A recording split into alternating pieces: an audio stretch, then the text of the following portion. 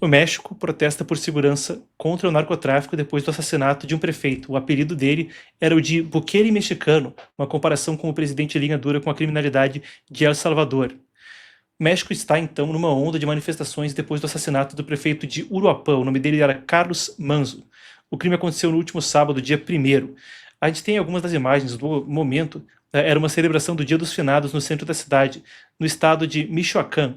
Manzo foi alvejado por 7 disparos em público e é o último prefeito assassinado em 4 anos, ou melhor dizendo, o último não, esperamos que seja o último, mas corrigindo, o 7º prefeito assassinado em 4 anos, só no estado de Michoacán, no México, um país que tem um longo e complexo histórico de problemas com cartéis e com o crime organizado. Um dos atiradores foi abatido no local, 2 suspeitos foram presos. Aparentemente, a investigação trabalha com a hipótese de que havia mais de uma pessoa cometendo os disparos. Esses são alguns dos momentos imediatamente antes. Ele estava fazendo um vídeo com o filho no colo. Depois disso, vieram os tiros. Ele veio, então, a não resistir. Manzo havia sido eleito em 2024 como um independente depois de ser interrompido com o partido governista Morena. Aí tem coisa e a gente já vai chegar no partido Morena. Durante o mandato, o prefeito defendeu a ação direta contra o narcotráfico e o controle de cartéis na indústria do abacate, olha só, que é um dos setores mais lucrativos ali da região. Agora, indo para a manchete que a gente agora cobre. Isso foi no dia 1º, sábado. Agora a notícia é a seguinte. O assassinato desencadeou reações em uma série de cidades, não só em Uruapã, a cidade natal dele, mas também Morelia, que é a capital provincial ali do estado de Michoacán. A gente tem aqui imagens dos protestos, vocês estão vendo então. Manifestantes em Uruapã e Morelia bloquearam ruas, queimaram veículos, invadiram o palácio do governo estadual. Na sequência, a repressão, a polícia reagiu com detenções e dispersão com gás lacrimogênio. Nas horas seguintes ao crime também, a coisa não ficou só nas ruas, nas redes sociais foram vistas multidões em praças e na frente de prédios públicos. Os protestos se estenderam para outras cidades do estado. A gente tem aqui uma das pessoas, um dos manifestantes que falou com a agência Reuters. Você confere o vídeo que tem circulado online. Não temos, bom, então aí vocês conferem, eu vou citar o que ele falou, é uma das pessoas que está nesse vídeo aí que vocês estão acompanhando, eu vou citar o que ele disse. Eu tenho aqui a transcrição. Ele disse, infelizmente ao virar a esquina você pode ser morto, as coisas podem ficar muito ruins, estamos cansados como povo. Se você quer ser um empreendedor, ganhar dinheiro, os malditos cartéis ou esses malditos xinga o governo, vão te xinga novamente usando um verbo profano. Estamos fartos dessa, e ele novamente um palavrão. Isso é o que disse um dos manifestantes. Essas são as aspas que a gente tem transcritas desses protestos. A gente também viu alguns jovens entoando gritos como Carlos no murió, dizendo basicamente Carlos não morreu, el gobierno o matou, o governo o matou. E falavam com cartazes, exigimos justiça para Carlos Manzo, e repudiaram o chamado narco-estado, que é como consideram o estado do governo mexicano. Algumas reportagens locais também disseram que parte dos protestos envolveram moradores e ainda produtores rurais e até funcionários públicos. Em Morelia, por exemplo, a sede do governo estadual foi parcialmente incendiada. Os manifestantes também acusaram o governo de omissão.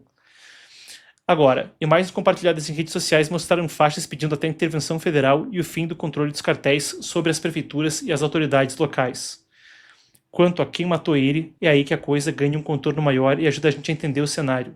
O jornal mexicano Excelsior, um dos principais jornais do México, a gente tem aqui ao lado a reportagem, traz à tona investigações iniciais que identificam um suspeito com vínculos com o Cartel Jalisco Nueva Generación.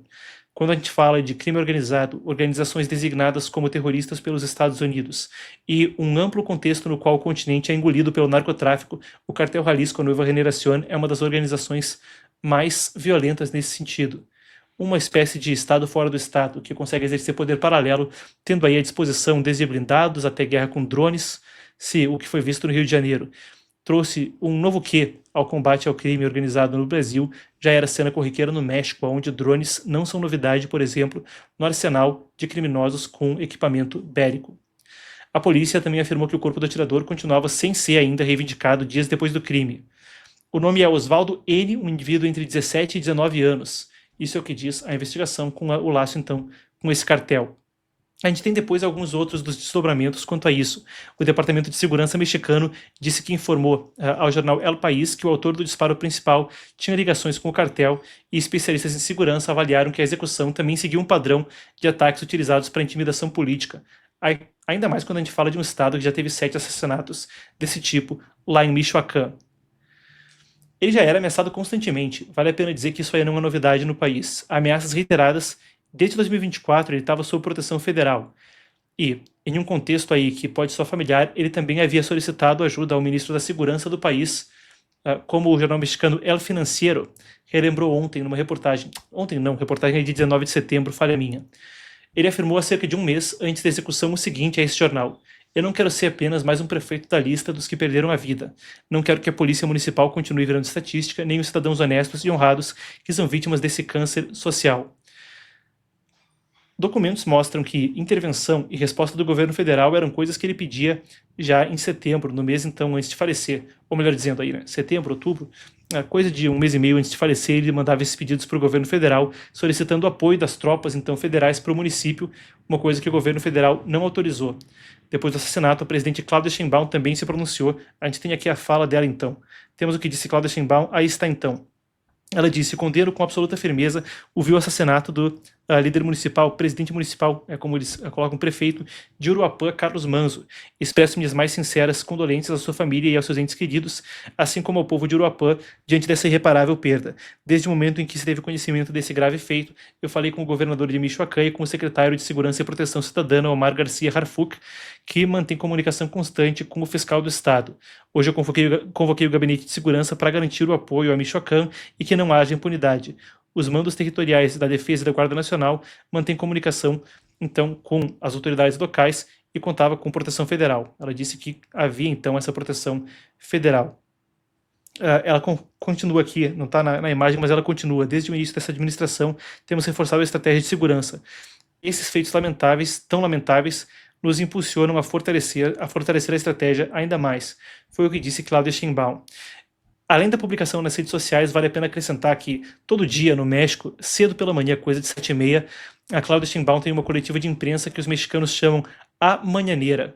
Então, ali ela falou que não mudaria a estratégia de combate ao narcotráfico e que a espécie de guerra ao crime que havia sido empreendida em outros momentos não seria então o tipo de estratégia que teria feito ou uma coisa que ela continuaria a fazer. Guerra militarizada contra o narcotráfico, nas palavras dela, entre aspas, não funciona. Agora tem algumas coisas interessantes para a gente pontuar quando a gente discorre a respeito do assunto. Primeiro, o Morena, partido de Claudia Sheinbaum, que é a sucessora política do presidente anterior do México, o Andrés Manuel López Obrador, também conhecido como AMLO, A-M-L-O, com as iniciais do nome dele, é um partido que sofre cronicamente de acusações de envolvimento com crime organizado. Claro, qualquer um é inocente até que se prove o contrário, mas não só Morena quanto outras partes da política mexicana sofrem o que é chamado de uma infiltração vertical. Quando a gente fala de infiltração horizontal do território, a gente está falando de organizações criminosas que vão controlar largas porções do território nacional. Quando a gente pensa até nas organizações criminosas brasileiras, vale um comparativo. O que foi visto no Rio de Janeiro, aonde se invadiu uma coisa que era basicamente um território ocupado pelo Comando Vermelho, pode ser contrastado com o que houve em termos da operação envolvendo a Faria Lima e a lavagem de dinheiro, envolvendo, por exemplo, outra organização criminosa, o Paulista Primeiro Comando da capital. Percebam o contraste, ocupação territorial e o outro, infiltração vertical, com sofisticação na lavagem de dinheiro passando pelo setor privado, a conivência ou até cumplicidade de infiltrados no setor público, dentro do judiciário e por aí vai, uma coisa que vai do topo até a base, por isso até o nome vertical. Horizontal, a gente está falando de ocupação do território. O México sofre dos dois problemas.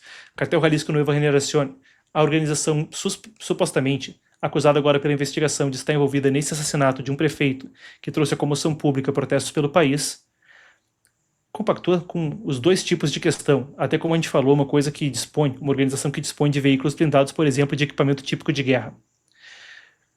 Nesse cenário, onde há essas duas questões, é onde a gente pode colocar um panorama mais amplo.